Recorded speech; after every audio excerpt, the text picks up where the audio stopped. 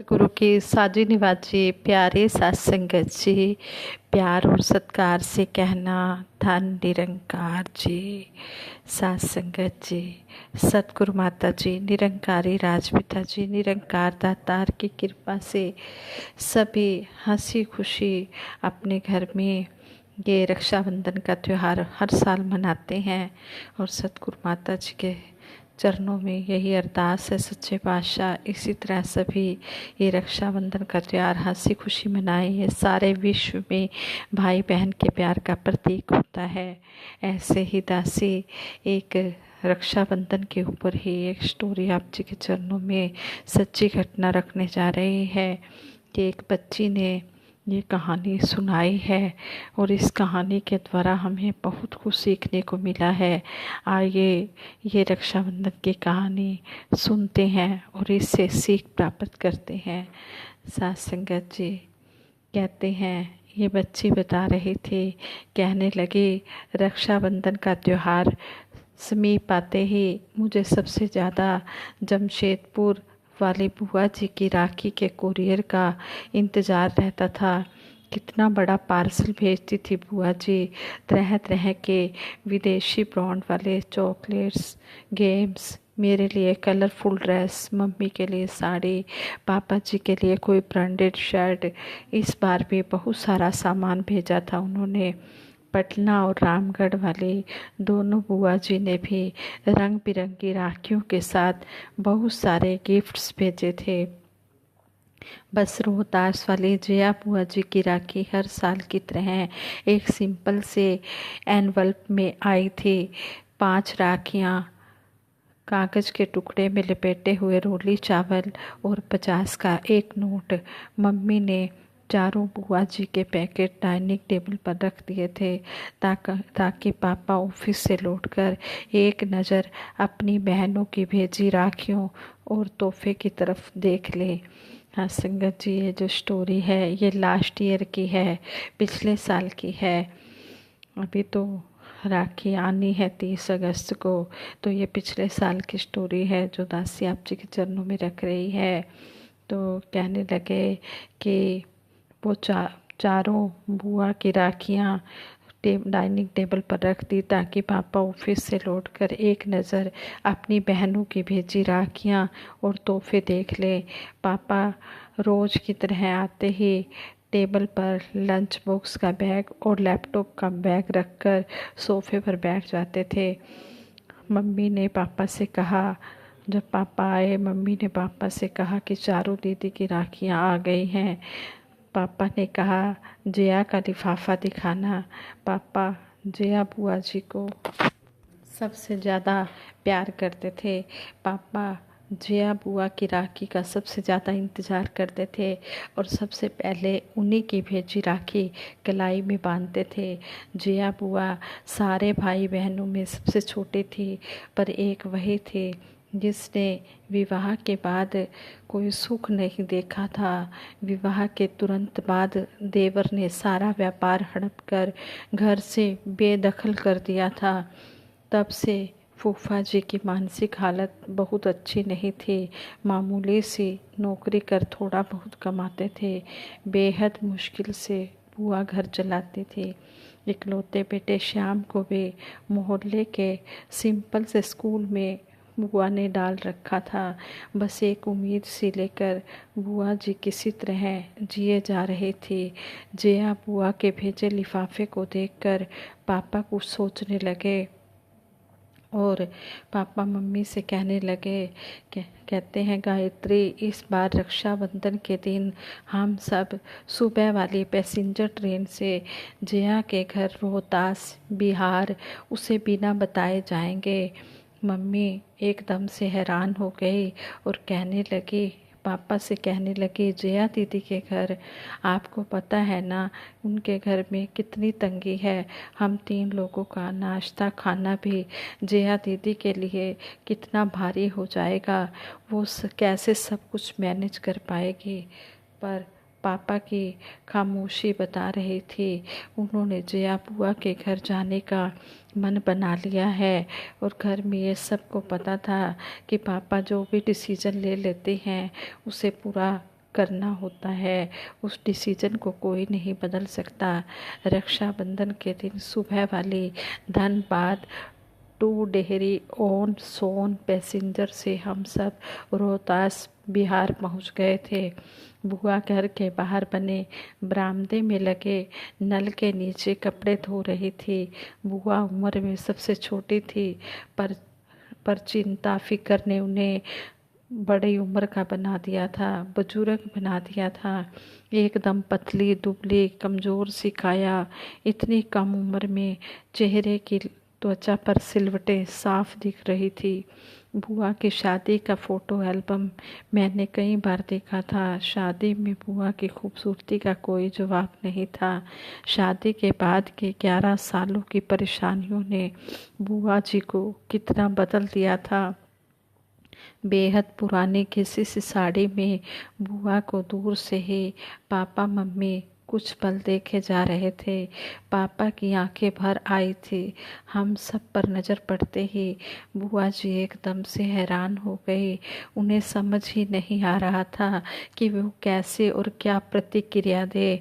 अपने बिखरे बालों को संभाले या अस्त व्यस्त पड़े घर को ठीक करे। उसके घर तो सालों से कोई मेहमान ही नहीं आया था। वो तो जैसे ज़माने पहले भूल चुकी थी कि मेहमानों को घर के अंदर आने को कैसे कहा जाता है।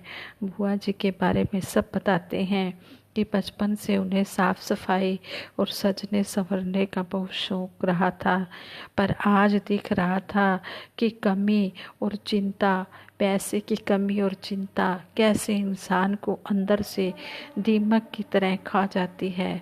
अक्सर बुआ जी को छोटी मोटी ज़रूरतों के लिए कभी किसी के सामने तो कभी किसी के सामने हाथ फैलाना होता था।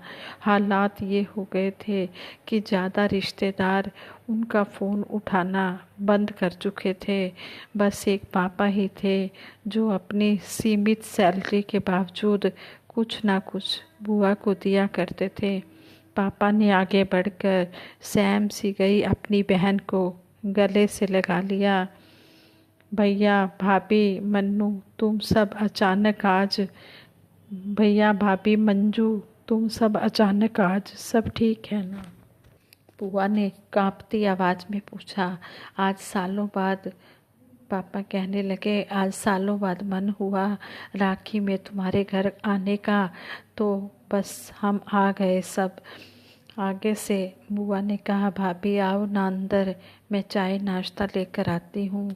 जया बुआ ने मम्मी के हाथों को अपनी ठंडी हथेलियों में लेते हुए ये बात कही थी। जया तुम बस बैठो मेरे पास, चाय नाश्ता गायत्री देख लेगी। पापा कहने लगे, जया तुम बस बैठो मेरे पास, चाय नाश्ता गायत्री यानी कि तुम्हारी भाभी देख लेगी। हम लोग बुआ जी के घर जाते समय रास्ते में रुककर बहुत सारी मिठाइयाँ और नमकीन ले गए थे। मम्मी किचन में जाकर सबके लिए प्लेट लगाने लगी थी। उधर बुआ कमरे में पुरानी फटी चादर बिछे खटिया पर अपने भैया के पास बैठी थी। बुआ जी का बेटा श्याम दौड़कर फूफा जी को बुला लाया था। राखी बांधने का मुहूर्त शाम 7 बजे तक का था। मम्मी अपनी ननद को लेकर मॉल चली गई, सबके लिए नई ड्रेसेस खरीदने और बुआ जी के घर के लिए किराने का सामान लेने के लिए। शाम होते होते पूरे घर का नक्शा बदल गया था। नए कर्टन्स, बेड पर नई बेडशीट, कलर्स डोरमैट और सारा परिवार नई ड्रेसेस पहनकर बहुत सुंदर लग रहा था। ना जाने कितने सालों बाद आज जया बुआ की किचन का भंडार घर लबालब भरा हुआ था। धीरे धीरे एक आत्मविश्वास सा लौटता हुआ दिख रहा था बुआ के चेहरे पर सच तो ये था कि उसे अभी भी सब कुछ सपना सा लग रहा था। बुआ जी ने थाली में राखियाँ सजा ली थी, मिठाई का डिब्बा रख लिया था। जैसे ही पापा को तिलक करने लगी, पापा ने बुआ को रुकने को कहा। सभी हैरान थे। पापा कहने लगे, 10 मिनट रुक जाओ, तुम्हारी दूसरी बहनें भी पहुंचने वाली हैं। पापा ने मुस्कुराते हुए कहा तो सभी पापा को देखते रह गए। तभी बाहर दरवाजे पर गाड़ियों के हॉर्न की आवाज़ सुनकर बुआ, मम्मी और फूफा जी दौड़कर बाहर आए तो तीनों बुआ का पूरा परिवार सामने था। जया बुआ का घर मेहमानों से भर गया था। महाराजगंज वाली नीलम बुआ बताने लगे कि कुछ समय पहले उन्होंने पापा को कहा था क्यों ना सब मिलकर चारों धाम की यात्रा पर निकलते हैं। बस पापा ने उस दिन तीनों बहनों को फ़ोन किया कि अब 4 धाम की यात्रा का समय आ गया है। पापा की बात पर तीनों बुआ सहमत थी और सब ने तय किया था कि इस बार जया के घर सब जाएंगे और थोड़े थोड़े पैसे मिलाकर उसकी सहायता भी करेंगे। जया बुआ तो बस एकटक अपनी बहनों और अपने भाई के परिवार को देखे जा रही थी। कितना बड़ा सरप्राइज दिया था आज सबने उसे। सारी बहनों से वो गले मिलती जा रही थी। सबने पापा को राखी बांधी। ऐसा रक्षाबंधन शायद पहली बार था सबके लिए। रात को एक बड़े रेस्टोरेंट में जाकर सभी ने डिनर किया। फिर काफ़ी रात तक बातें करते रहे। अभी भी जया बुआ ज़्यादा बोल नहीं रही थी। वो तो बस बीच बीच में छलक आते अपने आंसू पोंछ लेती थी। बीच आंगन में ही सब बेडशीट बिछाकर सो गए थे। जया बुआ पापा से किसी छोटी बच्ची की तरह चिपकी हुई थी, मानो इस प्यार और दुलार का उसे कई सालों से इंतजार था। अपनों का ध्यान रखें, जो समर्थ हैं वो अपने असमर्थ रिश्तेदारों और मित्रों की समय पर सहायता अवश्य करें और सभी मिलजुल कर ये जो फेस्टिवल भगवान ने बनाए हैं ये फेस्टिवल्स मनाएं। और दासी सतगुरु माता जी के चरणों से सभी के लिए यही आशीर्वाद मांगती है। सच्चे पातशाह, जो अब रक्षाबंधन का त्यौहार आ रहा है, सभी भाई बहनों के लिए इतना ये प्यार का पवित्र त्यौहार है। ये सभी हंसी खुशी मनाएं, सभी के घर में खुशियाँ हों और सभी मिलजुल कर भाई बहन आपस में इस त्यौहार को मनाएं और सतगुरु का आशीर्वाद प्राप्त करें। यह रक्षाबंधन का त्यौहार सारे ही विश्व में बड़ी धूमधाम से मनाया जाता है और दासी सभी के लिए यही मंगल कामना सतगुरु के चरणों में करती है। सतगुरु निरंकार दातार, आप जी अपना मेहर भरा हाथ, मेहर भरी नज़र सभी के ऊपर रखना, सभी भाइयों को लंबी उम्र देना, वो बहनों से राखी बंधवाएं और सभी बहनों को भी लंबी उम्र देना, वो भी अपने भाइयों को राखी बांधें और सभी हंसी खुशी से इस त्यौहार को मनाएं और सतगुरु के आशीर्वाद के पात्र बने। सब दे घर तो दुख भुख नसे, तेरी रहमत घर घर वसे, कर दे मेहर दातिया, जोड़ा हथ करा अर्जोई, तेरे नाते थोड़ न कोई, कर दे मेहर दातिया। सच्चे पातशाह, सभी को तन मन धन के इतने भरपूर सुख देना कि सभी सेवा सिमरन सत्संग करते हुए अंतिम श्वासों तक आप जी के चरणों में अपनी तोड़ निभा जाएं। स्टोरी दासी को अच्छी लगी। दासी ने यह साथ संगत माँ के चरणों में रखी है। आप जी परवान करें, अगर कोई गलती हो जाए तो क्षमा करें। सबके भले की कामना करते हुए दासी सिमरन कराएगी। सभी ने मिलकर सिमरन में साथ देना है।